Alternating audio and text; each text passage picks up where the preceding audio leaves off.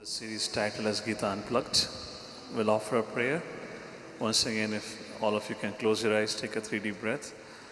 Om Ajnanatimirandasya Jnananjana Shalakaya Chakshurun Malitam Yena Tasmai Shri Guruve Namaha.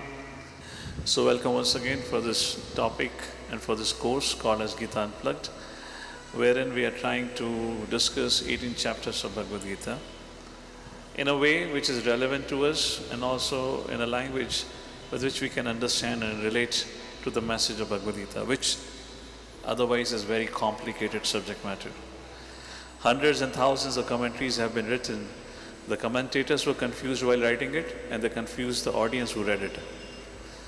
So it began with confusion, ended with confusion, and created more confusion. So it's not an easy subject matter, but Lord Shri Krishna in Bhagavad Gita says, Evam parampara praptam ema rajarishya viduhu. This knowledge is received through disciplic succession. It's a very, very important verse of Bhagavad Gita. Chapter number 4, second verse, 4th chapter, verse number 2, where Krishna makes a point that how this spiritual knowledge can only be received in disciplic succession. What is the definition of disciplic succession? It's just like, we have IIT is a recognized institution. It's not recognized by you and I, it's recognized by the government appointed body, which gives the ranking. And of course, we have the results, etc., by which we get to know it. So anyone who graduates or studies from IIT has his own certain value. Even a professor who had been a teacher at IIT, they get a very respectful position in different colleges. Point is, if you're graduated or if you're affiliated with IIT, which means you know something about engineering for sure. Yes or no? Similarly, there is a disciplic succession where somebody had to give the knowledge. And who can give the knowledge? Somebody who knows, who has the knowledge. Prabhupada gives a simple example. Who is the best person to tell us who is our father? Mother, not the doctor. Who is the best person? Mother. If the beginning point of knowledge is correct, then down the line knowledge would also be correct, if it is not diluted because of some other ulterior motivations. So in the 4th chapter, when Krishna begins his discussion about the history of Bhagavad Gita, Krishna says, Arjuna, evam parampara praptam imam rajarishyo viduhu sa kala neha mahato yogo nashta parantapaha. With time, this knowledge was destroyed. Prior to this, in the first verse of the 4th chapter, Krishna says, I gave this knowledge to the sun god Vivaswan. So first, the student of Bhagavad Gita was sun god Vivaswan. Vivaswan gave it to his son, and through that knowledge descended into this world. Now, according to Mahabharat's calculation, Manu, Ikshwaku Manu, who was a son of Vivaswan, he, Ikshwaku Vamsha, Raghu Vamsha is Ikshwaku Vamsha. So Raghu Vamsha or Lord Ram appeared in Ikshwaku Vamsha. So Treta Yuga began with Ikshwaku. So which means on this planet Earth, if you trace out the history of Bhagavad Gita, the first time this Bhagavad Gita was not spoken 5,000 years ago, was spoken at the beginning of the Treta Yuga, where Ikshwaku, son of Vivaswan, brought this knowledge on this planet Earth. And it remained for lakhs and lakhs of years. The duration of Treta Yuga is around 12 lakh years. Dwapar Yuga, 8 lakh years approximately, and Kali Yuga is 4 lakh years, which is going on right now. And Lord Shri Krishna spoke Bhagavad Gita at the end of Dwapar Yuga. 12 years for Treta Yuga, 8 years for Dwapar Yuga, which means for 20 lakh odd years, the knowledge of Bhagavad Gita remained intact. Somewhere at the end of Dwapar Yuga, the knowledge was lost when Lord Shri Krishna appeared. Krishna says, I have appeared for what? Dharma samstha panarthaya. This is Dharma Shastra. This is Yoga Shastra. To establish the science of Bhagavad Gita, Lord Shri Krishna appeared. So, Sa kala neha mahato yoga nashta parantapaha. Yoga, the science of yoga, nashta parantapaha, was destroyed. Therefore, Arjuna, I have appeared. This knowledge, what do you mean by knowledge was destroyed?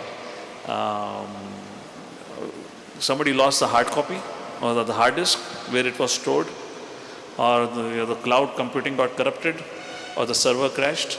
Well, there was none of these at those days. The reason none of these technology, oftentimes people ask, oh, if we were so advanced in the past, then why we didn't had this technology? Because we were so advanced, therefore we didn't needed it. How many of you understood what I meant to say? Raise your hand, those of you understood. Because we were advanced, we didn't needed it. We have become duffer and dull-headed, therefore we are dependent on technology today. How many of you agree? Raise your hand. Okay, good. We're on the same page. I mean, did you needed something to calculate? You know, you can just quickly do a calculation. Now you need to take out a calculator, even 2 plus 2. अब इतनी बुरी condition भी नहीं हुई है, पर चिंता मत करो, होने वाली है. 2 plus 2 भी लोग भूलने वाले हैं. हाँ या ना, सिंपल अगर अभी भी पूछ लूँ 8 times 7 कितना होता है, तो थोड़े लोगों को अपना दिमाग स्क्रैच करना पड़ जाएगा कितना होता है. It's not so easy now. I mean, when we were growing up, we could do big calculations. So earlier, we had that memory by which we could remember everything. The supercomputer was here. Because it collapsed, it became corrupted because of that's not my subject matter for today. Even this was not my subject matter. I spontaneously started speaking of it, that's a different thing. I'm just setting up a background here. So anyways, so that was evam parampara praptam. So disciplic succession. In other words, what I was trying to make a point is, why Lord Shri Krishna had to speak this knowledge once again? Because, okay, why did I start speaking what is this? Because chapter 1 is not Bhagavad Gita, chapter 1 is Arjuna Gita. So let me give you a little connection. Why am I speaking about it? Because in chapter 1, Krishna has not spoken only. So chapter 1 is all about Arjuna Gita. Chapter 2, from where actually Krishna begins to speak, of course that is part of Bhagavad Gita, but chapter 2 is where Krishna speaks. So here Krishna is going to speak. This is, chapter 2 is called the summary of Bhagavad Gita. So before we get into the subject matter, I just want to understand what's the importance of this knowledge and how important it is to receive this knowledge through the right disciplic means. As I was making a point in the beginning, it is not an easy textbook. I would have read it hundreds of times. I would have taught it hundreds of times by now. And it took me long time to make it so simple as we're going to discuss today maybe. It's not at all an easy subject matter. It's not my credit. I'm saying that's my credit that I made it easy. No, it's all credit of Srila Prabhupada, who gave profound purpose with the day-to-day examples with which you can understand it. We've just taken those examples and have made it more tailor-made to our situation. That's the only thing we have done it. So when Krishna says, Arjuna, I am re-establishing this knowledge was lost. What it means by lost was such not that anything was lost, memory lost, no. The intent and the purpose of the knowledge was lost. I repeat again, I hope you're catching the point. Not that when Krishna came here, people didn't knew the subject matter which Krishna is going to speak here. They knew the subject matter. Let me put this point here. We just had Ganesh Chaturthi, right? Today is Pitra Paksha, right? So how many of you have practice of, have a tradition of practicing or following any of this ritualistic aspect? Let's say Ganesh Chaturthi, Pitra Paksha. Yesterday was also something, right? Amavasya Chakra. Please raise your hand. How many of you have had a culture of practicing, following these rituals? Raise your hand high up. How many of you know why you're doing it? How many of you know why you're doing it? You getting a point? Only ritual is remaining, the spirit is missing. Activity is there, but the intent and the purpose for why it is. It amazes me, surprises me. I believe it was day before yesterday when I came to Hinjawadi. It was probably evening time or something. Yeah, I had a program. I was returning back from the program. Right at phase 3 circle, Megapolis circle there was this palki nikal rahi thi. और पालकी में गणेश जी बैठे हुए थे और वहाँ पे धूम धड़का का इतना हॉरिबल रॉक म्यूजिक तो मैंने कभी अमेरिका में भी नहीं सुना. I lived for so long in America. There was a loud ruckus, some hard rock was being played and लोग तो इतने जोश में नाच रहे थे. सब कुछ हो रहा था पर किसी को गणेश जी का कुछ अता पता नहीं था. So you have an activity, but what is the intent of it? The purpose of it is entirely missing. That's what Krishna meant. That what is that? Yada yada hi dharmasya glanir bhavati bharata. This is what it is, glanir bhavati bharata. Abhyutanam adharmasya tadatmanam srajamiham. People are doing something on the name of religion, something on the name of ritual. What is the intent? What is the purpose? For whom it is meant? It is entirely lost. So the message of Bhagavad Gita here is not just simple message that we accept God exists. We accept that I'm not the body but spirit soul. That definitely it is. But with all this knowledge, what do? So one and only message of Bhagavad Gita is Man mana bhava madbhakta madayachi mam namaskaru. With one's all heart, love the Supreme Lord. Love Shishi Radha and Krishna. Aham bija prataha pitaha. Radha and Krishna, they are our father. Krishna says, I am the seed-giving father. To establish that relationship, to make that intent and purpose clear is the subject matter of Bhagavad Gita. Therefore I said, hundreds of people have written commentary. They were confused while writing a commentary, and they confused their reader after writing a commentary because they missed the intent. They missed the purpose of the Bhagavad Gita. So that's what Bhagavad Gita establishes. So many people say, oh, Bhagavad Gita has some political affiliation, some religious affiliation. Yes, it all could be there because it is part of Mahabharata. But most important thing is, there are two verses, or there is one verse which is repeated twice. Any parents, have you ever repeated something to your child, what it means to be? It's of utmost importance. In a small book of 700 verses, Krishna is repeating something twice.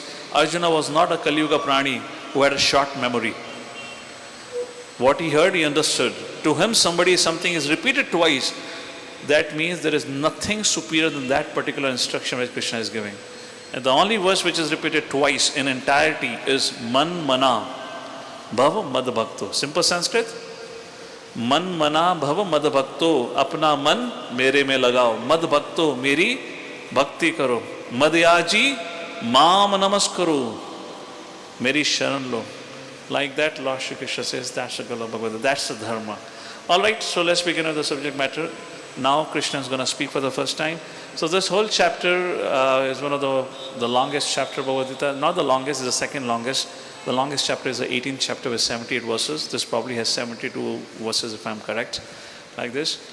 And here Lord Shri Krishna gives the complete high-level philosophy or high-level wisdom which Arjuna had to know for the inquiry that Arjuna makes to Krishna. Now why did there was a third chapter? Because Arjuna, after putting forward a question, when Krishna responded, Arjuna had a doubt. He said, wait a second, sir, I have a doubt. Can you imagine you can have a conversation with Krishna? Today we can't even have a conversation with our teacher today, isn't it? Who is more autocratic, our teacher or Krishna? You dare to ask a question to your teacher. How many have had that experience? I'm not saying all teachers anything. One teacher is sitting right in front of me. I'm just making a statement here. How much do we encourage in our relationship to ask, raise a question? Anytime if a child have asked parents anything about what they do about their religious practice, what kind of answer comes? So we don't generally encourage. But look, we are not having monologue with Krishna. There is a dialogue with Krishna where Arjuna asks a question. And if you look at any of Abrahamic tradition, wisdom books, it's only a monologue. Do this, do this, do this. Question pucha, Nitai Gaur Haribu. That's what happens. You can't ask a question. You can't raise a finger. You can't have a doubt. There's no scope of doubt. When you're not allowed to have a doubt, then you're a donkey. Doubt is a function of intelligence. And doubt should be encouraged. Questions should be encouraged. When questions are encouraged, then the intellectual facility or faculty grows. But when you're put into an environment where you cannot ask a question, then you're made a duffer out of it. So that's not here. Arjuna have a question, Arjuna clarifies, and that's how the whole discussion goes until the 18th chapter of Bhagavad Gita. Alright, so I have titled this chapter as Inner Awakening. So what is happening here at the end of the first chapter, or just to summarize the first chapter, Arjuna asked Krishna, my dear Krishna, can you please bring my chariot in the middle of the armies? I want to see who have assembled on the battlefield to fight against us. Krishna said, so be it. And Krishna brought the chariot of Arjuna right in front of Karna and Duryodhan. Right? क्या हाँ? तुम लोग सो रहे हो, जाग रहे हो? तुमने महाभारत देखा नहीं इसका मतलब, हाँ? भगवद गीता नहीं पढ़ी, कम से कम महाभारत तो देख लेते यार. करना तो था ही नहीं युद्ध भूमि पे. Karna came later on, after the 10th day. Karna was not there only. So Krishna brought the chariot in front of. If Krishna would have brought the chariot in front of Karna and Duryodhan, there wouldn't have been Bhagavad Gita. Bhagavad Gita बोलने की जरूरत ही नहीं होती. So Krishna brought the chariot of Arjuna right in front of Bhishma Pitamaha and Drona. And seeing his great-grandfather, Bhishma Pitamaha, who from the childhood, from the beginning of their life, protected them, saved them from all the onslaught of the Kauravas, and Dronacharya, who was a teacher, who was a martial teacher, who taught them everything. And Arjuna is thinking, what's the use of everything? Even if I won, even if we win everything, to enjoy, we have to have friends and family members. All of our friends and family have assembled here. Everyone is going to die. Even if I win an unrivaled kingdom, whom would I sit and enjoy? Where would be my friends? Where would be my family members? It's all useless. I don't need to fight. And he became totally demoralized. So I made a point. So Bhagavad Gita changes our perceptions from I and mind, from bodily conception of life to a spiritual consciousness. Arjuna got caught up in a bodily consciousness. This is my great-grandfather. This is my teacher. My teacher, I and mine. And from that perspective, he began to look. And he thought, no, I should not fight. And like that, he gave 4 reasons in the first chapter. Compassion, fear of sins, destruction of family traditions, and whom would I enjoy with? These are the 4 reasons. And the 5th reason Arjuna would give now. So here the second chapter begins with Sanjay describing about Arjuna's situation. And he tells to Dhritarashtra, hey Dhritarashtra, Arjuna's mind is perturbed by fear, not fear.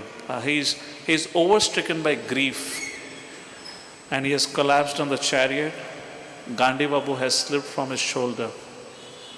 And Dhritarashtra was in excitement. अरे वाह, युद्ध शुरू होने से पहले ही काम खत्म हो गया.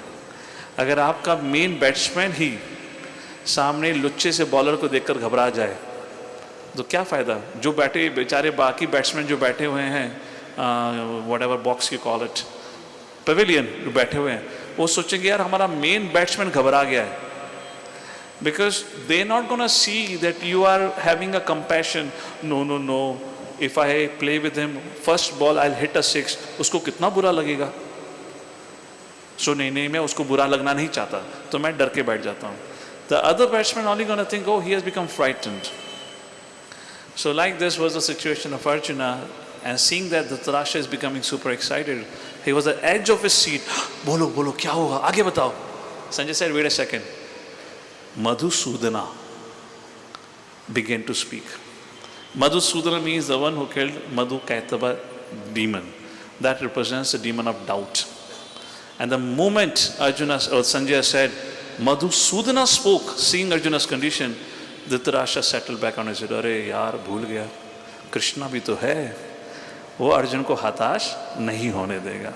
And Dhritarashtra became sober again. So that's how the subject matter begins with it. The 3, we're not going to go through verses because that's going to take a lot of time. I'll give you a thematic understanding of this chapter. Reading the verses is part of your homework. So this chapter talks about 3 key concepts, 3 subject matters. The first subject matter is the fundamental aspect of spiritual wisdom. What is the foundation of spiritual wisdom? All your religious practices that you perform, what is the foundation of it? First thing. Second, what is the practical application of that spiritual wisdom? भाई हमने कुछ पढ़ा है, सीखा है, उसका उपयोग कैसे करना है? What's the practical application? And third, what happens to those who have perfected this knowledge? Is it pretty straightforward? These are the 3 ways we can look at this chapter. What are the symptoms of a person who has perfected this spiritual wisdom or knowledge? Let's take a look again of this chapter in the context of an acronym. We're going to divide this chapter, which has 72 verses, in 4 sections. And that acronym stands for Gita. G stands for Guru, I for identity, T for 2 dharmas, and A for Atma, Rama. I'll explain you all of this. So you all would have access to presentation. So if in case you're going to read Bhagavad Gita, I would highly recommend keep a presentation handy. So you know these are the verses. How many of you had an experience if you, by the way, how many of you read a book? कितने लोग आज भी books पढ़ते हैं? जरा हाथ खड़ा करो. अरे वाह, प्रोग्रामिंग की books, or books of interest, just because you have to get a promotion or you have to increase your skills. Those books, I'm not talking those books. वो तो जबरदस्ती पढ़नी पड़ती है, रोटी कपड़ा मकान का. That's not my point. And even if you read any books just out of gaining some knowledge like that, okay, couple of you. How many of you have that experience, or did you ever have that experience? You start reading and you read the first paragraph, second paragraph, third paragraph, and you flip a page and then you ask a question, मैं क्या पढ़ रहा हूँ? क्या विषय चल रहा है? How many of you had that experience? Well, if you're not, while reading Bhagavad Gita, I can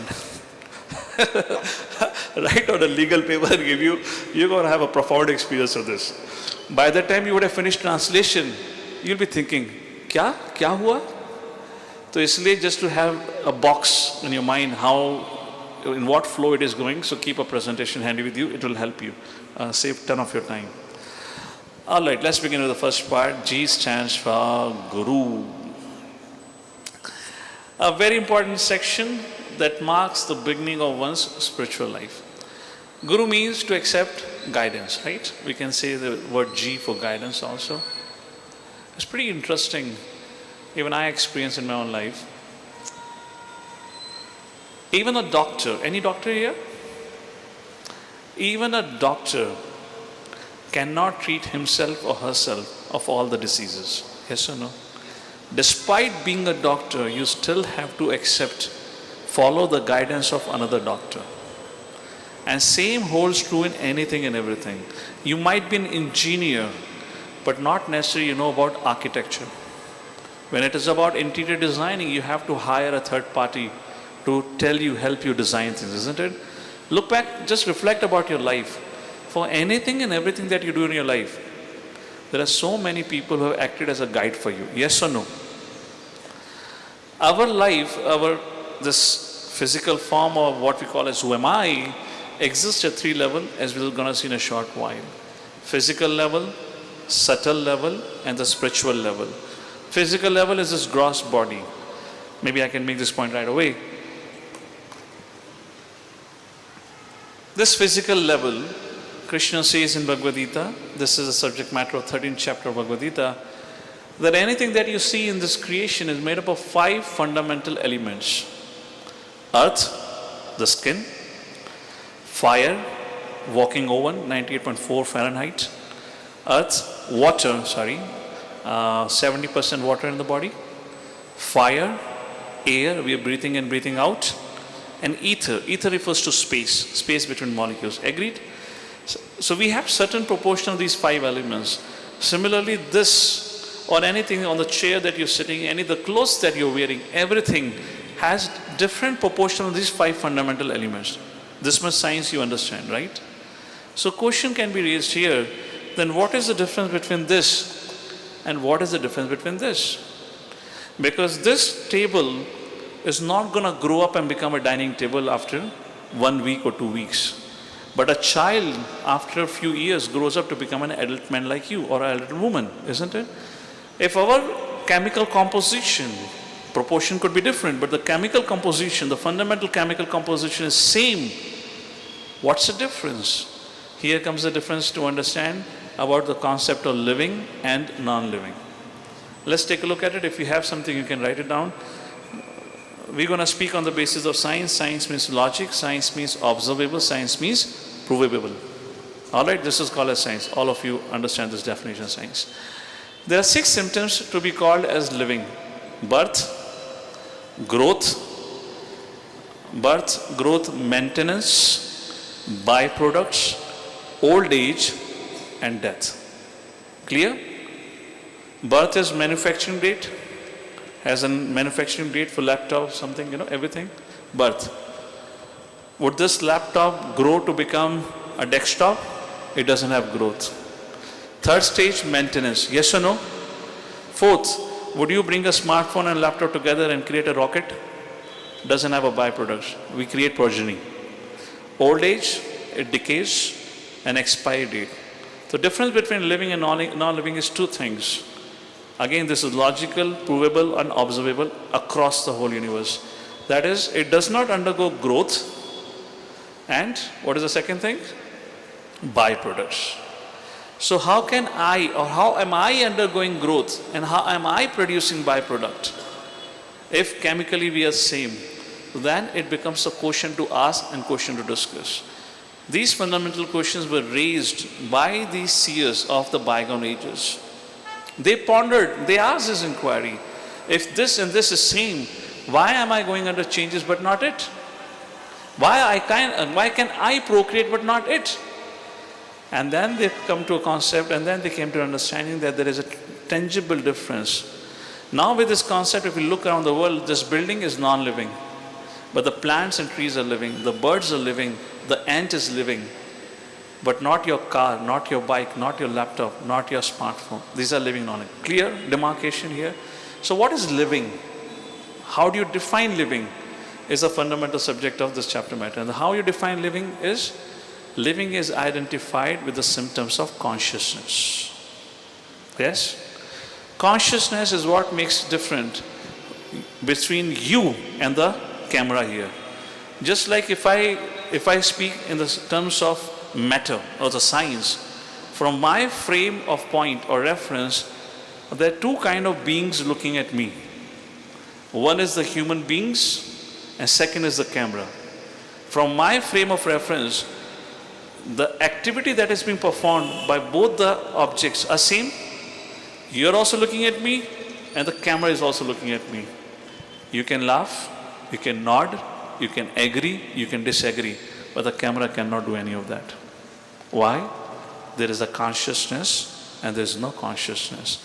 All right, if there is a consciousness which makes us undergo thinking, feeling and willing, emotions, we can cry, we can laugh, but the camera can't do it. So question comes, then what is the cause of consciousness? This is called as science, to ask a question. Science is not to mean where would I eat next lunch or dinner. That too, even animals get it. Just to worry about what variety of food can I eat, it's okay, but that's not a science in itself. That's the focus of today's world and technology, how to make our life more comfortable, etc. So now, what is the cause of consciousness? So here Krishna reveals that science. So what is a fundamental aspect of spiritual wisdom? Is to understand you are not the body but spirit soul. Soul is the root, R-O-O-T, of consciousness. Whereas the mind is R-O-U-T-E, root of consciousness. Our soul, or that means I, interact with the external world through the means of mind. So everything, or what differs, or the difference between you and I is not in the physical form. That is a very frivolous or superficial difference. The actual difference between all of us is in the state of mind. Is in the state of mind. Therefore, even if you have a same, twins, born of the same genes, having the same DNA and RNA of the genetic code, even they would have different likings and dislikings because their state of mind differs. So, when it is about physical maintenance, we can go to a doctor. But when it is a question of mental maintenance, then we need a spiritual doctor. And here Arjuna's mind is disturbed. He doesn't know what to do. Therefore, he doesn't go to allopathy doctor or a homeopathy doctor to get an injection, to get those sleeping pills so I can forget about my anxiety, but he goes to a spiritual doctor. So physical sickness and physical ailments can be taken care by a medical professional, but the mental illness can only be taken care by a spiritual doctor.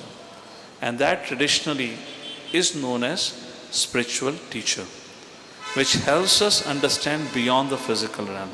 So like this, we take guidance of any and everyone to move on in our life. Similarly, in our culture, who had understanding of a life, they would find spiritual teachers or spiritual guru to help us understand how mind functions and how to bring mind under our control so we can live a life. So according to the wisdom of Bhagavad Gita, mind is the most powerful tool that is given to us, and according to science, mind is in itself is one of the greatest supercomputer could ever be created. Whatever we see, feel, hear, everything is stored in the mind. The original cloud technology is in the mind. How many of you had that experience? Suddenly some thoughts come to your mind which were 10 years ago, 20 years ago happened, and you were just wondering, how did it happen? How many of you had that? It just suddenly you have a relapse of some thought, and you're writing a paper, you have memorized, mugged up something 5 minutes before the paper started, you go inside, and suddenly you forget. You can't recall it. It's all the cloud technology, the original, everything stored in the mind like that. So that's the subject matter. Hare Krishna. So that's the subject matter here which we're going to see. So Arjuna approaches Krishna and he tells, my dear Krishna, Hare Krishna, please guide me. And he says a very profound verse. Please repeat after me. Karpanya dosha pahata svabhava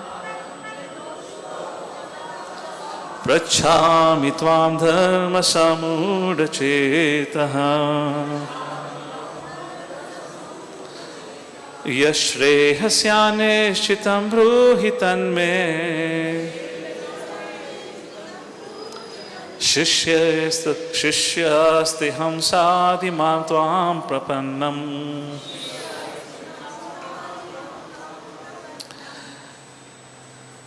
If you want to get a treatment, we need to agree. Hare Krishna. If you want to get a treatment, we need to agree that I'm sick. Yes or no? If I'm not convinced I'm sick, would we ever take a medicine?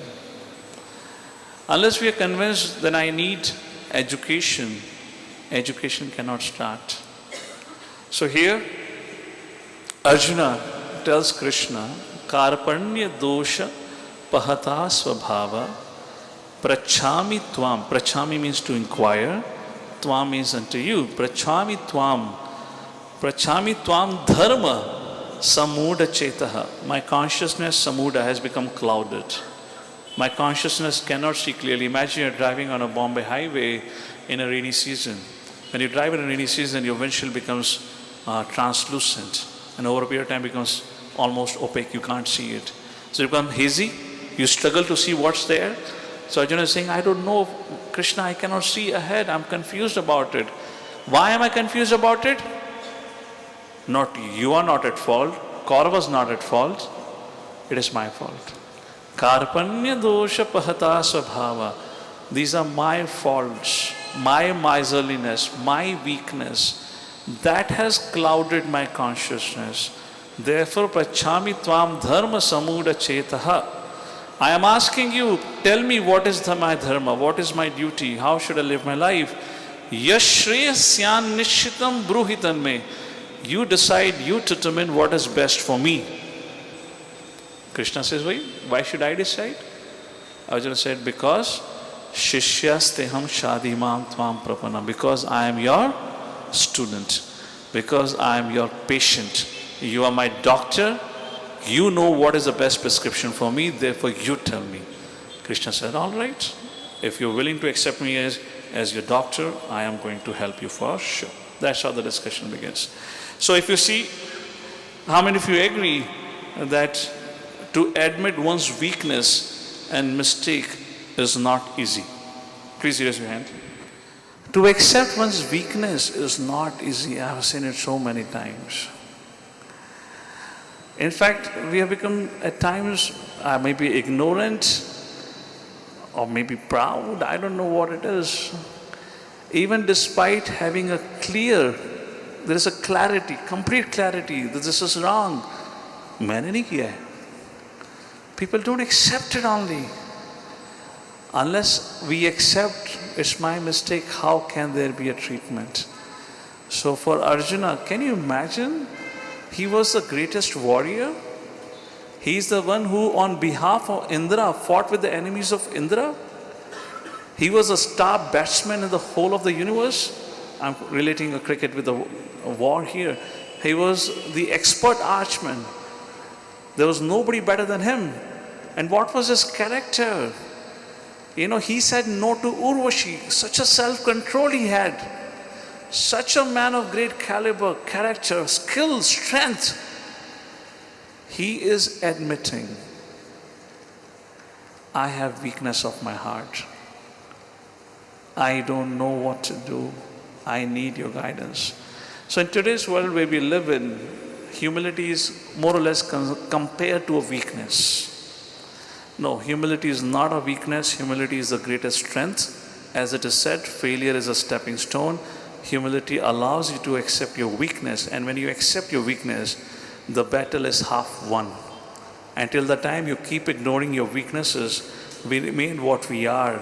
And we keep losing the match day after day. And we don't understand why we are stuck in that situation. Unless we accept, we cannot succeed in life. Success has many fathers, but failure is an orphan. Nobody wants to accept a situation of failure. So Arjuna was humble, and this humility gave him strength to acknowledge and take responsibility of his weaknesses. And that's the power of humility. And this particular act of Arjuna, just acknowledging and expressing himself in front of Krishna that that's my weakness, I need your guidance, teaches three very, very important lessons. First,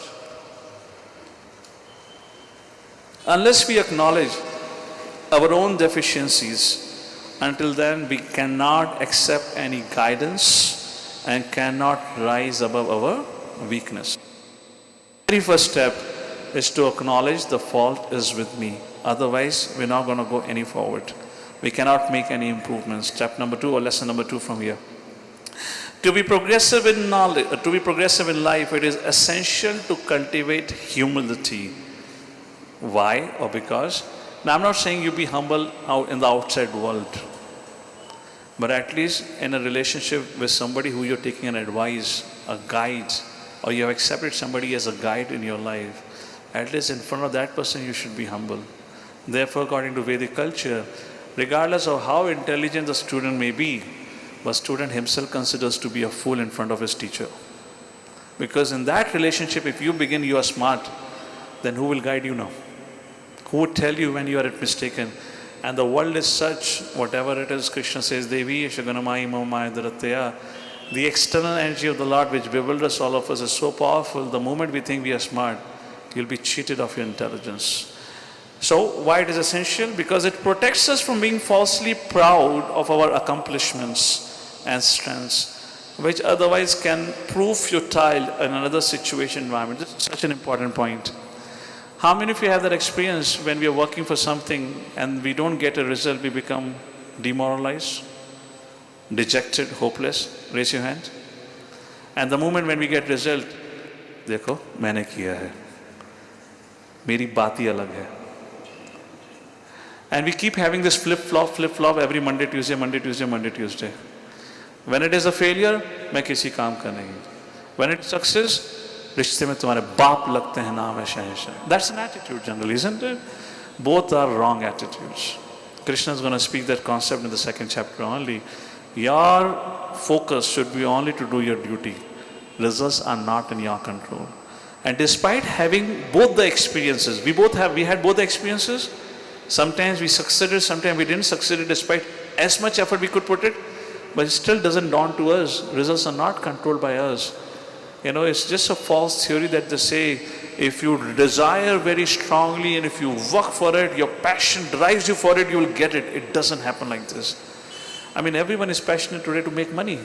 Look at the auto rickshaw wala, how passionate he is, if you've ever bargained with him. So why did he is the next Elon Musk? It doesn't happen like that. Lesson number 3. The fundamental step in spirituality is to accept a guru who comes in authentic lineage of spiritual teacher and who has mastered the spiritual art. So we have already discussed about disciplic succession right in the beginning. A saying goes, one who accepts himself as a guru accepts fool as a disciple. All right? कितने लोग के गुरु नहीं है? हाथ खड़ा करो. हाथ खड़ा करो कॉन्फिडेंटली, शर्माओ मत, हाथ खड़ा करो. तो आपका शिष्य भी कौन है? You understood the statement here? If you don't have a guru, which means you are a guru for yourself. And if you are a guru yourself, your first disciple is a fool. So you are the guru and you are the only disciple. That's what the statement is. All right. So from Arjuna's this attitude of surrendering and taking, willing to accept guidance from Krishna, and who happened to be his friend. Please understand, there's another interesting thing. Arjuna and Krishna had a friendly relationship. They were friends. And Arjuna could really bow down and take shelter of a friend. It's a far bigger thing actually. So the three keys to success we can learn from the life of Arjuna from this particular action. First is, we should change this, Prabhu. Get it another one, huh? This doesn't work only. The three keys to success. First, he was always eager to learn. It's a very important thing. Regardless of how great as a teacher you are, the life has always to teach us something. If we stop learning and if we think, I know everything, then our life stops there. Rather than being progressive, we become digressive. We begin to take a backward turn like this. He was always eager to learn. He was humble and acknowledged his weakness. Learning, education can only start when you know, then I know nothing.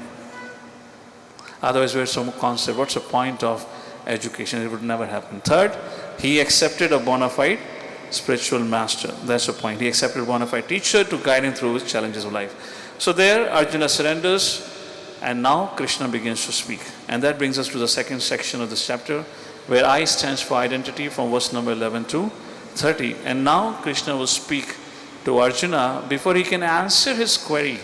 What is my dharma? What should I do? How many of you have that experience if you're trying to explain something to your child? You create a background story. You gradually bring him to a level of understanding what you actually want to tell him. For example, if his child health is not good, and if he's insisting on ice cream, and you understand if I say no, he's not going to agree. Then you begin from ground zero. Then come to this level, and this level, finally you tell him, so beta, you understand why ice cream is wrong? Then he says, Mama, I understood. Yes or no? So question was asked, dharma, what is my dharma? Before that question could be addressed, Krishna says, Arjuna, first of all, you have to understand which dharma. There are two types of dharma. Oh, two types of dharma. If I am one, I should have one dharma. No, you're not one. There are two beings here under discussion. That is a discussion of I for identity, verses 11 to 30. So, I'll skip this part. We'll move to the verse actually. So this section talks about who am I. So here Krishna talks about, Arjuna, who am I? First of all, understand, are you this Arjuna that you're thinking of, or there's something more than that? So if somebody asks, who am I and all that, we generally say, I am so-and-so, I'm an engineer, I'm a doctor, I'm a husband, I'm a son, I'm a father, whatnot. But if you see, all these positions are changeable and have changed. Your name can change, your profession can change, your professional designation can change, you're married today, tomorrow you divorce. Everything is possible in today's world, isn't it? So everything is changeable, but that doesn't answer who am I. And like this, we spend our life in identity crisis. Our lifespan in this world is from birth to death. And within these two steps, the moment we are born, just for a second think about, those of your parents, you have had a child, or you have seen somebody in your family having a child. Have you ever seen when the child is born? उसको किस नाम से पुकारते हो? आपको पता है ना? नाम ही नहीं तो कहाँ से बुलाओगे? Do you even bother about the gender of the child that time? There's no designation to it. When the child is born, then the tags are put onto his forehead. आपका नाम, आपका परिवार का नाम. You are male, you are female, you are Indian, you are Christian, you are Hindu, you are Falana, you are Dhikana. And the rest of our life goes in defending and protecting these tags. Yes or no? Gender equality, racial discrimination, religious discrimination. Are we fighting for these tags only or not? And none of these tags came along with your birth. If somebody was born in a Muslim family, they got a tag because he was born or she was born in a Muslim family. Somebody was born in a Hindu family, they got a tag. Child has no role or the right to accept, do I want this tag or not? And when a question is asked, who are you? Our very first answer is our name. वो नाम भी हमें 7 दिन के बाद मिलता है. तो प्रश्न बनता है, अपने जीवन के शुरू के 7 दिन में आप कौन थे? अगर आपको लगता है मैं मेरा नाम ही हूँ, so who were you in the first 7 days of your birth? So these all are artificial things which are put to us and we take it so seriously that rest of our life goes in defending this temporary text. But Krishna says, no Arjuna, this is all temporary. Beyond this body, there is another reality. Please repeat. Dehinosmin yatha dehe kaumaram yavanam jara tata dehantara prapte dhiras tatra namohayati. देहिनो अस्मिन यथा देहे. देहे मतलब शरीर. इस शरीर के अंदर कुछ और भी है. कौमारम यौवनम जरा, young age, grown up age, jara means budapa. Your body is continuously undergoing changes. तथा देहांतरा प्राप्तिर, फिर शरीर का अंत होता है. अंत होने के बाद देहांतरा, देहांत के बाद देहांतरा प्राप्त, आपको दूसरा शरीर प्राप्त होता है. I'll have the touch. Maybe cable is loose. Hare Krishna.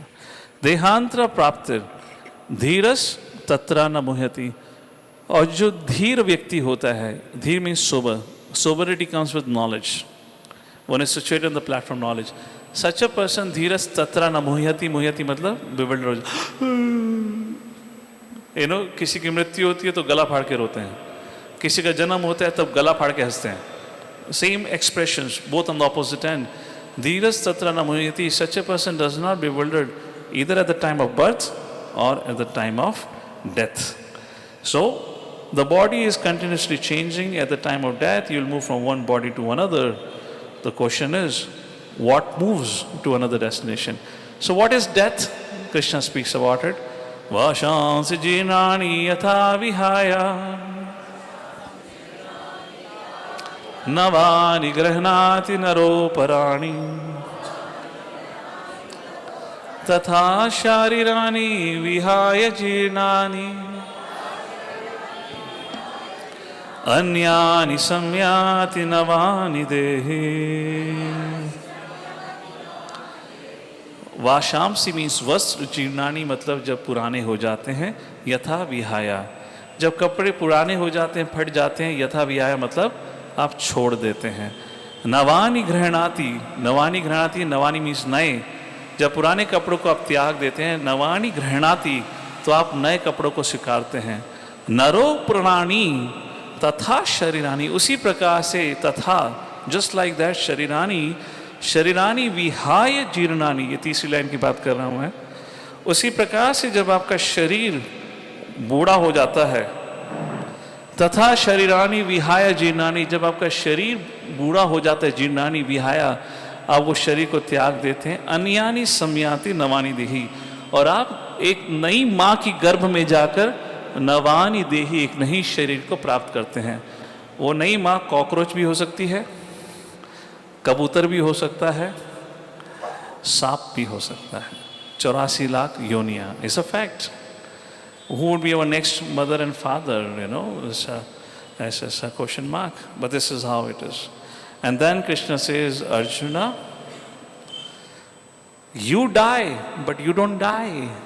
It's a body that dies. Na jayate mriyate va kadachan nayam bhutva bhavitva na bhuya ajo nitya shashvato yam purano na hanyate hanyamane sharire. Na means not, jayate mriyate va kadachin. Kadachin means at any time. ना ही तो आपका कभी जन्म होता है, ना ही मृयति means आप मरते हैं. कदाचित मीन्स किसी भी समय पे. You are birthless, you are deathless. ऐसे कैसा? हर साल जन्मदिन मनाता हूँ, फिर मरने के बाद फोटो भी टंगती है. इतने समय से पता चलती है ये पितृपक्ष आज वैसे भी, राइट? ये सब होता है. ना यम भूतवा भवित्वा ना भैया, ना कभी पास्ट में, ना प्रेजेंट में, ना भविष्य में. भवित्व भैया, सॉरी, भूतवा भवित्वा ना भैया. पास्ट प्रेजेंट फ्यूचर कभी नहीं हुआ है, ना होगा.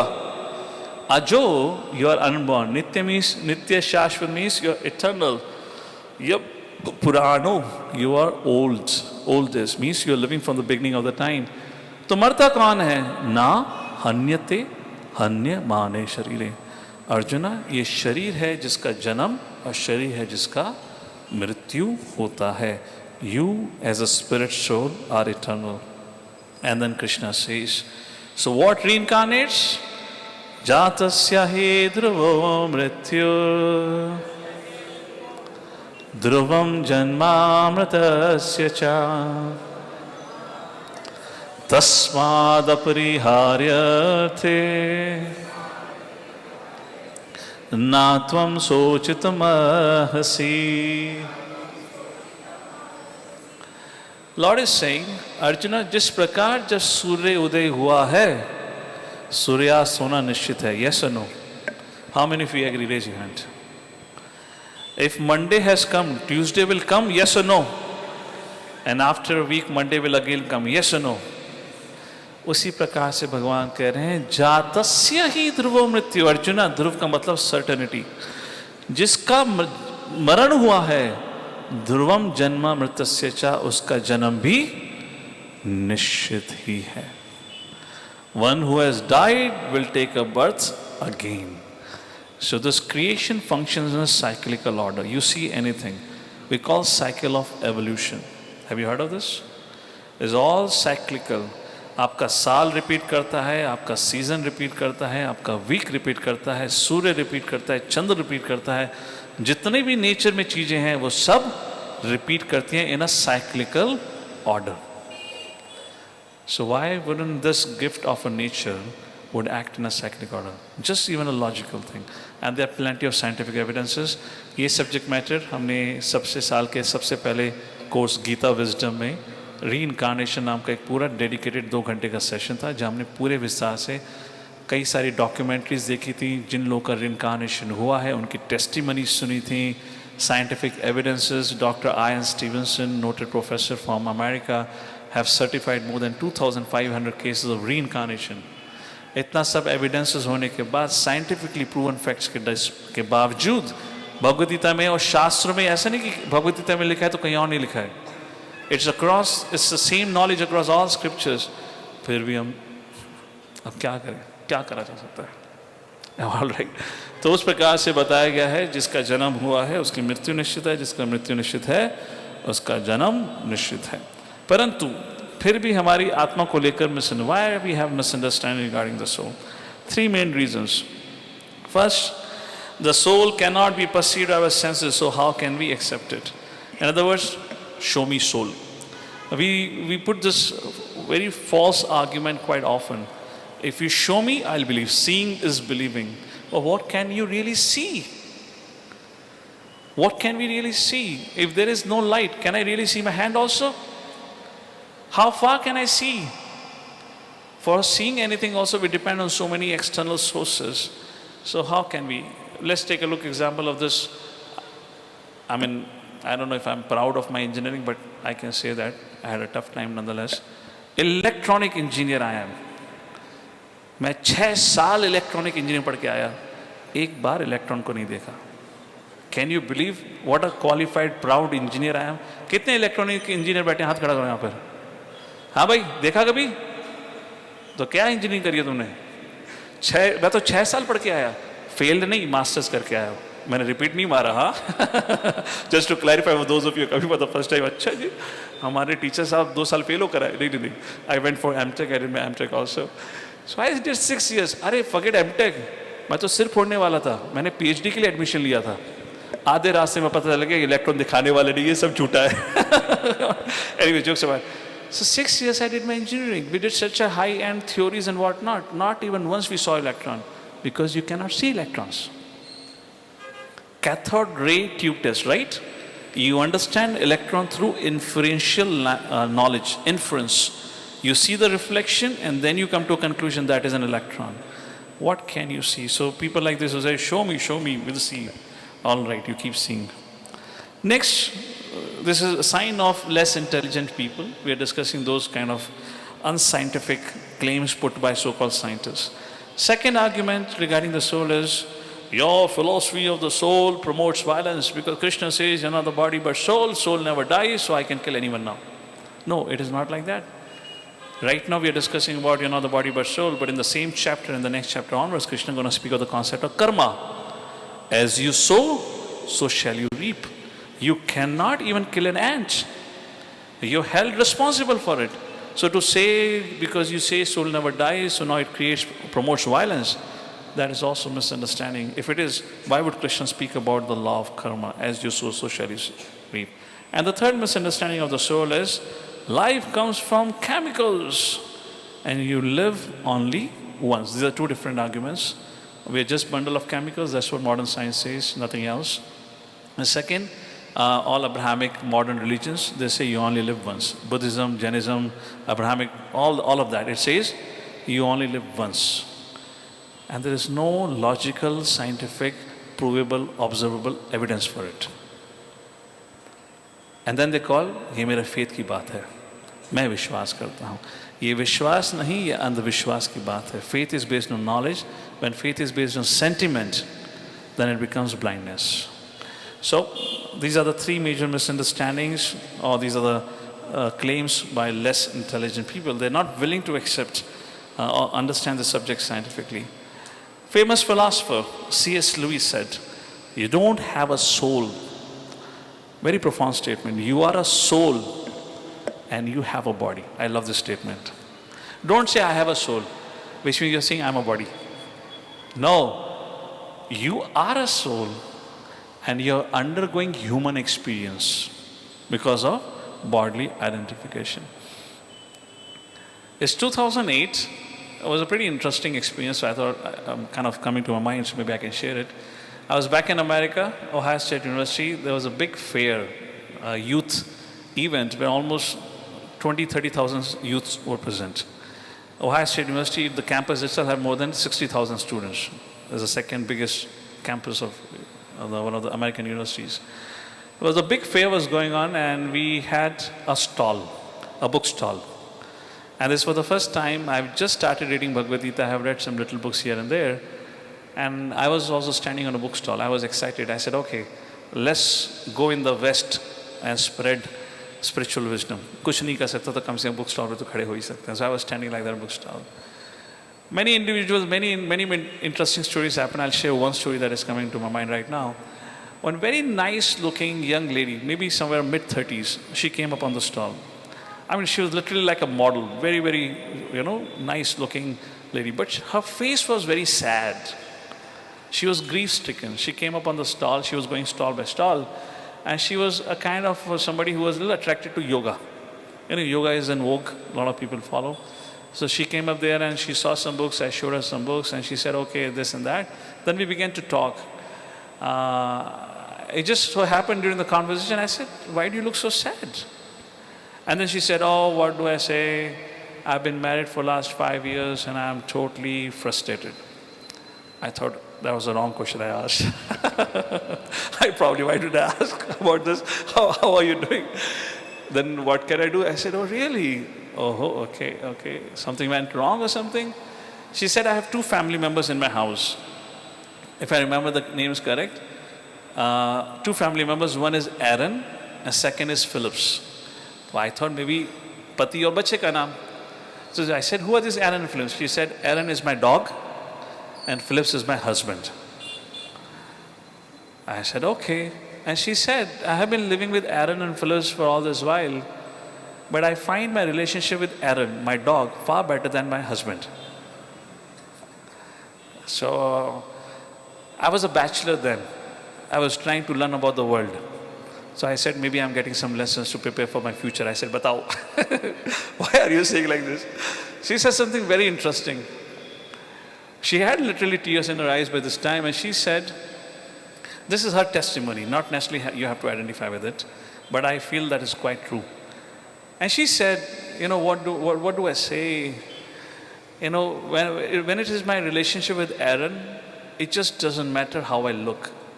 But in my relationship with Phillips, the moment I get up in the morning, I'm always in anxiety. I need to look nice.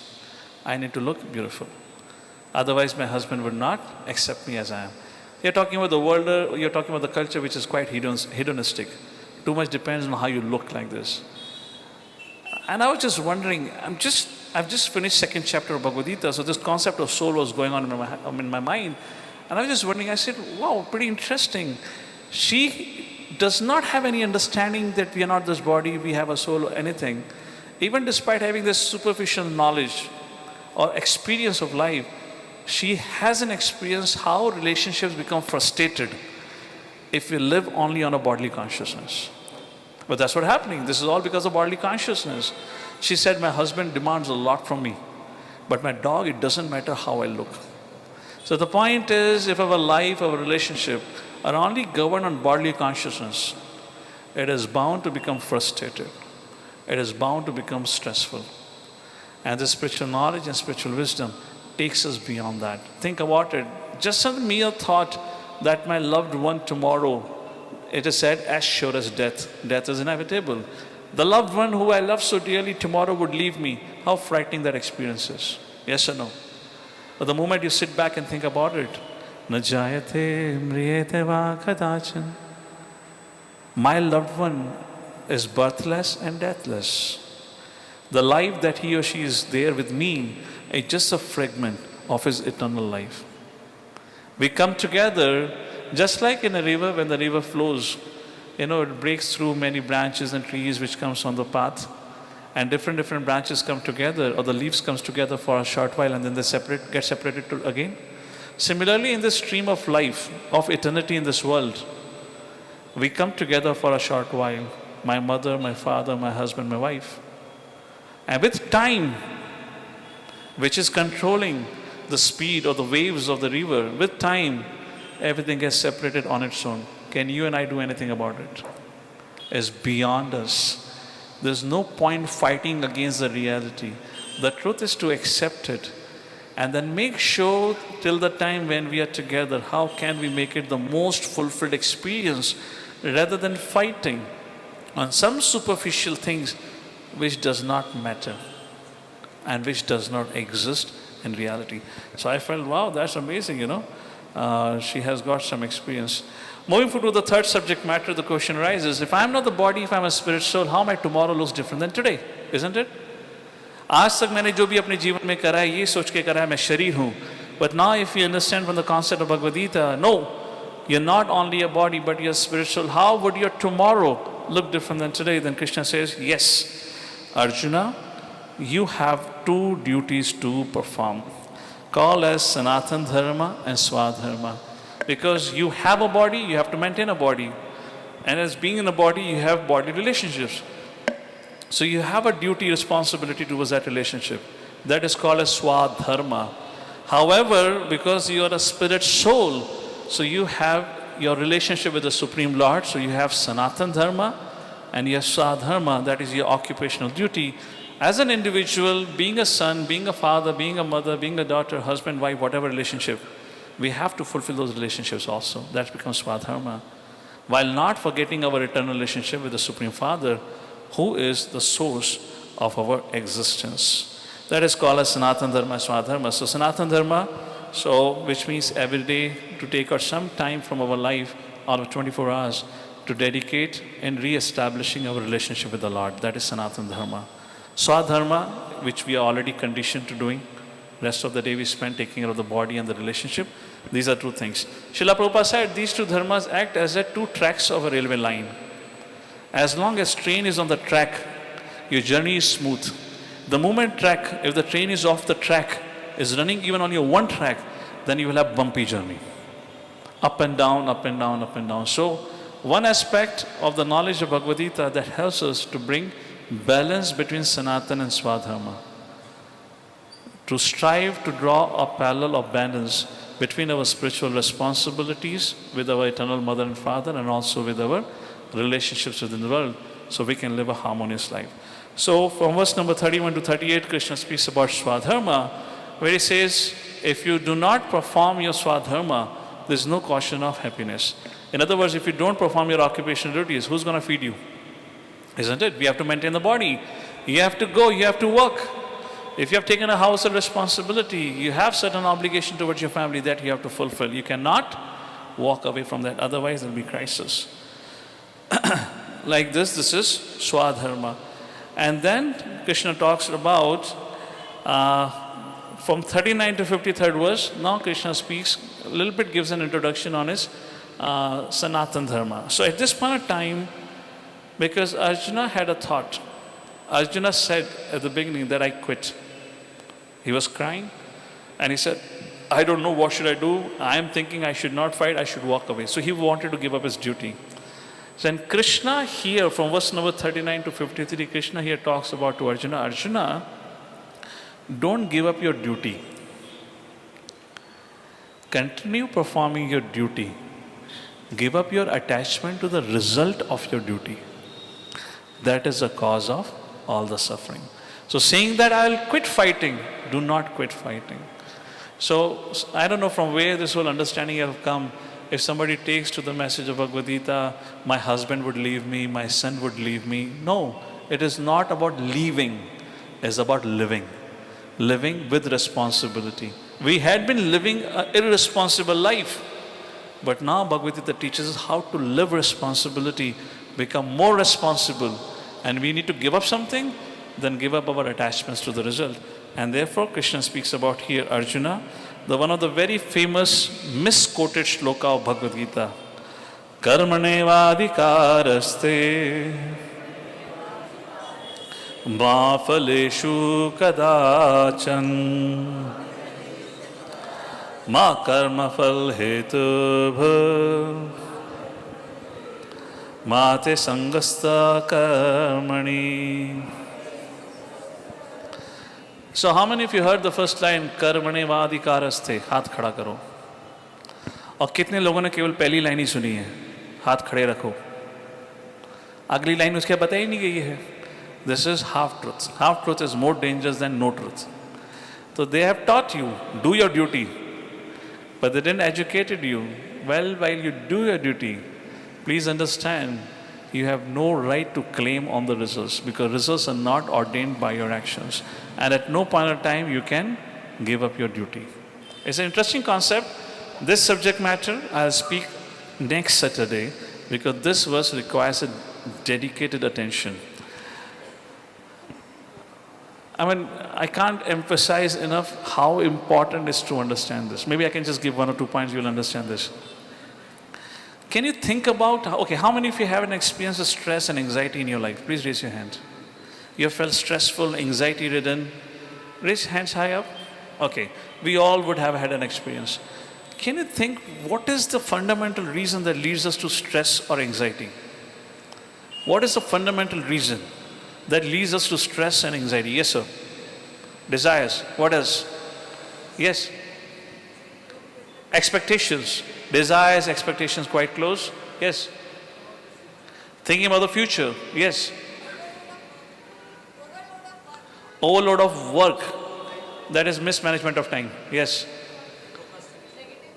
Negative thoughts. That's okay, of course, arising because of maybe expectations, not meeting up, worried about the future. What else? Overthinking. Overthinking. Okay, overthinking is about what? Again, thinking about future. Results. Huh? Mentally and physically. Okay. Yes. Procrastination. So stress and anxiety largely rises because of our attachment to result. मुझे मेरा फल मिलेगा या नहीं? That's what overthinking about. जो मैं कर रहा हूँ मुझे उसमें सफलता मिलेगी या नहीं? And we get so much caught about thinking about this that we don't perform our actions properly. Yes or no? Raise your hand. We're so much worried about would I get the result or not, but we're not bothered about what am I doing? Am I doing efficiently and effectively or not?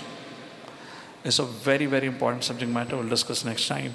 Art of smart work. That will be 3rd chapter. Coming to the last part and conclusion of this particular discussion here. This is a big chapter. I've just given you a summary. There are many, many themes, further themes are there. We will take it in future chapters because it's a summary of Bhagavad Gita. So here ahead, now Arjuna asks the question, my dear Lord, all right. You spoke about Swadharma, Sanatan Dharma. So what about that individual who have understood and who have lived his life by practicing and balancing both his spiritual and material responsibilities. What are the symptoms of a person who has accomplished balance both in his spiritual and material responsibilities? And that brings us to the last section of this chapter called as Atmaram. Atmaram means self-satisfied. This is a person who has developed an expertise how to manage my material responsibilities and how to manage my spiritual responsibilities, and nothing can disturb him. And Arjuna for this asked 4 questions. How do I understand such a person? First, what are his general symptoms? By observing which I can understand he is the most balanced person, which means he is doing both Sanatana and Swadharma perfectly. How does he speak? How does he sit? And how does he walk? मतलब उसका आसन कैसे होगा, वो कैसे बैठा होगा, ऐसे बैठा होगा, वैसा बैठा होगा, क्या है? The question is not like that. It is not as a simple question. He is not asking how does he sit, how does he walk, how does he talk. And there is a depth to it. Let's take a look at it. What are his symptoms? What are the general symptoms by which we can understand such a person is Atmarama? First thing, he is free from any desire for worldly happiness, which means he does his duty as a matter of duty. And the result comes fantastic. Result, anyways, if it's not my hand, why to it? Somebody said expectations. How many of you agree relationship crises are largely because of unmet expectations? All the conflicts, everything happens. We struggle with that. So it's not an easy thing. This is the conclusion of Bhagavad Gita, because the summary of Bhagavad Gita, it requires a practice. We have to go through the process. Then our consciousness gets developed enough to be able to harmonize both material and spiritual responsibilities. This just because there's just a summary of Bhagavad Gita, chapter 2. So these subject matter have been brought in. How to do it will be a discussion from the 3rd chapter from next onwards. So don't get worried about it. All his needs are fulfilled by his spiritual practice alone. These are his general symptoms. What is his speech? What does speech mean? Speech refers to response, right? How do you react? How do you speak? In other words, how such a person reacts when he's put through different situations. So, sukhe dukhe samaya kritva labha labha jaya jayo. He is equivalent or equipoised in sukha and dukha. In defeat, victory. He doesn't become elated, he doesn't become morose. He is free from worldly attachment, vitaragha, bhaya, krodha. This is how. So in other words, he is equipoised, balanced, nothing can disturb him. This is a very advanced stage. I'm just speaking about it at this point of time because Bhagavad Gita speaks at this point of time. Now how does he sit? Speech means how does he respond? How does he sit means how does he restrict his senses? How does he controls his senses and mind? So Krishna gives an analogy, just like the tortoise draws his limbs within the shell, similarly he withdraws his senses and mind or engages according to his own will, which means what to do or not to do, it decided by whom? I. Let me ask this question. How many of you have control on your senses and mind, or you think, I am driven by my senses and mind. My mind says do this, I do it. My mind says do that, I do that. Or how many of you think, no, I decide, mujhe ye sochna hai. I tell my mind, do this, do that. And mind peacefully sits and focuses, perfect in concentration. So where do you lie? Let me take the first question again. First point. How many of you think you are being controlled by your mind and senses? Raise your hand. Raise your hand high up. Sharmate hue aadha tha kyun khada kar rahe ho? So this is the stage from here. That's the stage of Atmaram. It's called as Godasa to Goswami. So again, this is just an introduction right on the subject. So how does he? He has a complete control and senses. Now, which means when he has a complete control, when Krishna is saying, it means that Krishna and Bhagavad Gita are going to give us the technology by which we can do that. You understand that? At least I hope you have diagnosed that there is a problem right now. I'm being abused by my mind and senses. The Bhagavad Gita is helping us diagnose it, which means it will also tell us how to accomplish and attain to the state. And the fourth, how does he walk? In other words, when it says how does he walk, which means how does he engage his senses, with the world as we look at. So Krishna says, he engages his senses only in my service and finds great satisfaction in it. So he is the one who understands, I am a soul undergoing bodily experience. And he only pertains to those bodily experiences that allows him to fulfill his responsibilities. He does not get carried away with the whims of the mind and senses. He is the one who is at all times, in all situations, perfectly in union with the supreme absolute truth. At all time and place and circumstances, when he looks at the world, when he surveys this creation, he sees that everything is manifested by the energy of the Lord. Let me give an example. Srila Prabhupada with his disciples was on a morning walk at San Francisco Beach, and there was a beautiful sunrise. And disciples said, Prabhupada, look what a beautiful sunrise. Prabhupada said, if the painting is so beautiful, think how beautiful will be the painter. You got the idea?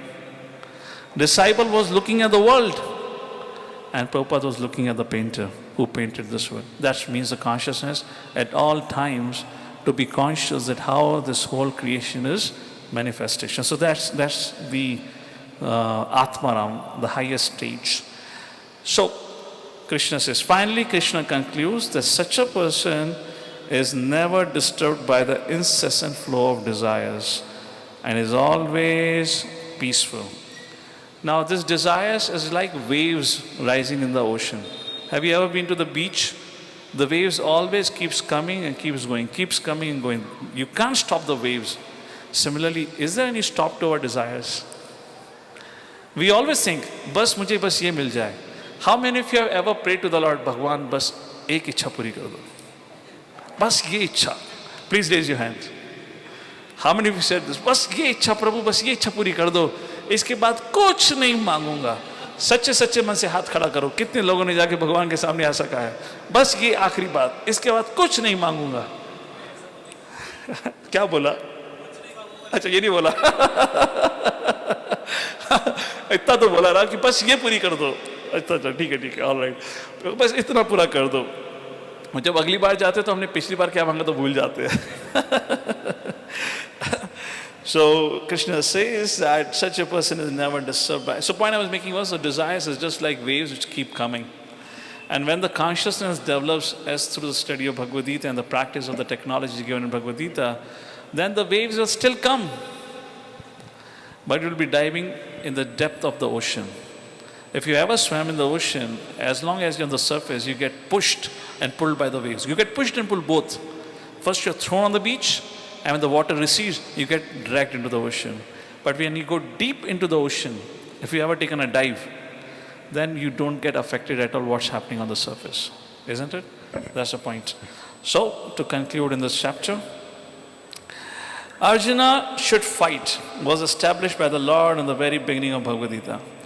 The physical activity thus being settled, which means his material responsibility thus being settled, the Lord will gradually refine Arjuna's motivation. So action is settled, now why should he fight? Motivation would be refined by the Lord through the process of karma kanda, through karma yoga. The second chapter revealed the real nature of the soul. Now in the next chapters, the Lord will explain the method to realize this nature of the soul. So we have understood we are body as well as a soul. But how do we understand we are soul having a bodily experience? The tool and technology is called as Nishkarma Yoga or Karma Yoga. That would be explained in third chapter onwards. So at this point of time, when second chapter ends, Arjuna's understanding is Krishna wants me to fight. And Krishna wants me to fight in the spirit of renunciation. Renunciation means give up actions. If I give up action, then how do I fight? And if I fight, how can I be called as renouncer? So that leads to the question, and that's how the third chapter begins, where Arjuna asks, my dear Lord, you want me to renounce or you want me to fight? And Krishna says, do the both. Arjuna says, what? That we'll see next time when we meet. So, how Krishna defeats 5 arguments, this I'll leave it to further reading.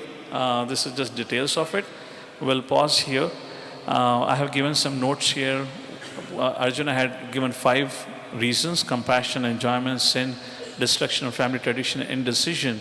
And then Krishna, how he refused all the 5 reasons through this chapter. This is just for extra reading. I don't have to spend time on it. Here we conclude the 2nd chapter. And next time when we meet, then we'll take a look at how can we perform work in the spirit of renunciation. And Krishna says, if a work is performed in the spirit of renunciation, that is called the best form of yoga. He says, then your work becomes worship. Your work itself becomes a worship. Can you imagine? The worship that we do on the altar is not necessarily a worship. That's a ritual. But if you do work with the proper knowledge, then that work is called as worship, according to the wisdom of Bhagavad Gita. So with that, we'll end here. Thank you all for everyone. Hare Krishna. Any questions or any clarification? Yes, we have another mic. So I have 2 questions. My first question is like, it is stated that there are around 84 lakh species, okay? And then after 84 lakh species, we take a human birth.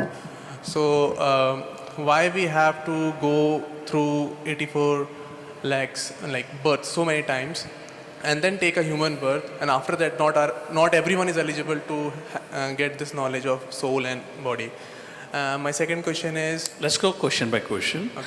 So if I understand, your first question is, why do we need to go through this 8.4 million species of life? That's because of desires. Krishna defines the process of transmigration in the 8th chapter. Yam yam vapi smaran bhavam tayajate ante kalevaram. At the end of quitting your body, what you remember, according to that, your next destination is decided. In other words, your present chitta, your present consciousness is creating a template for your next life. If anyone at any given point in time had to quit his body, so whatever consciousness he has developed until then, that has created a template for the next life. So now you know where the dog lovers are going. Isn't it? So these are things. And this is what Bhagavad Gita says. What you remember at the end of life is what you become. If we have developed inclinations like animals, then we'll take a birth like that. That's how. So this 8.4 million species is a combination of number 3. 3 numbers, if you see. If you divide 84 by 3, it becomes an even number. 3 refers to mode of goodness, mode of passion, mode of ignorance. So ये 84 लाख योनियाँ हमारी extreme degree तक की जो desires हो सकती हैं, उसके अनुसार ये 84 lakh is the limit of our desires. Somebody wants to sleep. Some people love to sleep, isn't it? They have a prerogative in a polar bear. सो 6 महीने तक के लिए. किसी लोगों को तैरने का बहुत शौक होता है, मछली बन जाओ. किसी को उड़ने का बहुत शौक होता है, स्कूबा डाइविंग, स्काई डाइविंग, तो तितली बन जाओ. These are desires. How many of you, while sleeping in the night, have had strange dreams? You're flying in the sky, you're swimming in the ocean, you're jumping from the hill, etc., etc. How many of you had that? These are your past life experiences. So everything happens in this world. We have come to this world for fulfilling our desires. A template has been provided. To the extreme what we can think, that has been already thought by the Lord, has been given to us. Therefore there is so much variegatedness, there are so many species of life. So now if we can change our like, dislike, our desires, we can go back home, back to Godhead. That's the way. Next question. So our first birth is human birth, or it can be anything? It can be anything. So, it can be anything. So we have to wait until we get a human birth and then we get a knowledge. So among the 8.4 million species, 400,000 types are human species. These are consciousness, different levels of consciousness. Yakshas, Rakshasa, Bhuta, Preta, Pishash, Betal, Devatas, etc. These are different levels of consciousness. Like this. So what was the question? I missed it. So we have to wait for the... Now in this 8.4 million species, yes, 400,000 types are human species. Human life is only life or the vehicle where you have been given an opportunity to ask a question. I often like to quote Gautam Buddha for this. It was Gautama who in this present day and age in Kali Yuga taught us what kind of inquiry to be made. Wasn't it a perfect inquiry he made? Why do I need to grow old? Why do I need to die? Why do I become sick? How can I conquer this? And he went out to conquer that, and he conquered it at the end of the day, like that. So this is a prerogative and opportunity given only in the human life, amongst other species. In other species, they function on instinct. They like to eat, they eat. They like to mate, they mate. But human species, we can decide, do it or not do it. So we've been given that higher intelligence for that purpose. And my second question is, we just understand like if a body contains soul, like there is a soul inside a body, that means it has a consciousness. Okay, it means it has a senses, memory, and everything. So since soul transmigrate, right? So how can we revive what we have our previous birth memory? Like, what are the memory in the previous birth and So you knowledge? want to remember your past life? No, how can we know that what sort of knowledge I have in my past life? That's what. You want to Yeah. revive your past knowledge. Yeah, is that possible or it's not? So that I don't have to study again. If I was a PhD doctorate, why do go through the study, isn't it? Correct. Yeah. Arey, kya correct? What kind of question is this? Is this life that you lived? If I ask you, look back at your past, do you remember the good moments most or the bad moments most? You don't answer. Answer everyone else. If you look back in your life, this life, what do you remember most strongly? Good or the bad? You would remember largely the bad. Because that is the thing that comes to your mind. I'm not saying you didn't have any good in your life. But what you remember the most is the bad. You want to remember all that? It's a blessing that you don't remember your past life. Imagine in your past life you were a woman. What will you do? No, it's a real case. Right here in one of the sessions, one lady came crying after one of the talks. And she said, Prabhuji, I remember everything about my past life. I was a boy in my past life. And she, along with her parents, had even visited that house. Parents have acknowledged her elder sister was also here, who was married, and this girl was still a bachelor. I asked the elder sister, I said, is she saying correct? She said, yes, Prabhuji. Till the age of 10 years, every night he had dreams of a past life. And then at the age when she was 10 years, we had consulted psychologists and all that. And they confirmed that yes, as a child, because your mind is fresh, is clean, you haven't yet learned more things of the world, you have relapses. And then she was given a training that how you can forget that and move forward. And then she told me something interesting. She said, when I was 10-year-old, my mother told me, because you're hitting puberty, coming at teenage years, my mother told me, I would not name that girl here. She said, Beta, if you want to live your life, this life is so important for you to forget your past. Can you imagine the chaos you would have? You're in a male body and you remember your activities as a female? It doesn't work. It's a blessing that you don't remember. Why do you want to remember your past life? What is there? Death is a pleasure or a painful experience? You want to remember how you died last time? So everything in this life, Krishna says, Dukhalayam ashashvatam. So at the time of birth, think about it. What an interesting technology. At the time of birth, child goes through such an excruciating pain. Such a shock. When the child comes out, he forgets everything. How many of you know about medically, if you have gone through a sudden shock, you undergo a memory loss? So the child, when he's being born, he goes through such a physical shock. He undergoes a memory loss. He doesn't remember anything of the past. And the moment he comes out, does anyone comes out smiling? Chalo, finally, roshni dekhne ko mili. 9 mahine se andhakar mein tha. Yes or no? Every child when he is born, he is crying out loud. Because that was a very painful experience. So it's a blessing to remember. Thank you, Hare Krishna. We don't ask our mother, give me an evidence. Yahi hamare pitaji hai. So we know what it is, we accept like this. And if there are logical evidences proven and there are other experiences, why do I want to go through an experience? That could be very painful. Thank you for those questions. Anyone else? A gentleman had a question. Yes, please. Yes, please. Hare Krishna. Yeah, good evening, sir. So, in the beginning, you said everyone should have some guru. So, how do we find a guru? Fantastic question. Correct. See, we just now begin our journey on Bhagavad Gita. And right now, the subject, what happens in second chapter here, is Arjuna approached a spiritual master. And that's why we made a point that we should have a spiritual guide or a spiritual teacher in our life. The same Bhagavad Gita would further educate us on the qualities the spiritual teacher should have. In the 4th chapter, that is mentioned. And I'll give you, because you have asked me, I'll give you in brief. Later on we'll read in detail, because you asked the question, at least I should answer something here. Krishna says, Tad vidhi pranipatena pariprashnena sevaya upadekshanti te jnanam gnaninas tattva darshinaha. Tattva means truth. Darshina means darshan, who has seen the truth. The foremost quality of a spiritual teacher should be the truth that he is trying to teach you. He must have realized himself. If he has not realized himself, then how can he teach you? Imagine if I claim myself to be a doctor, or teacher in a medical school, and you ask me questions, so how do you get your knowledge? Oh well, before I go to teach students, I go and check out some YouTube videos.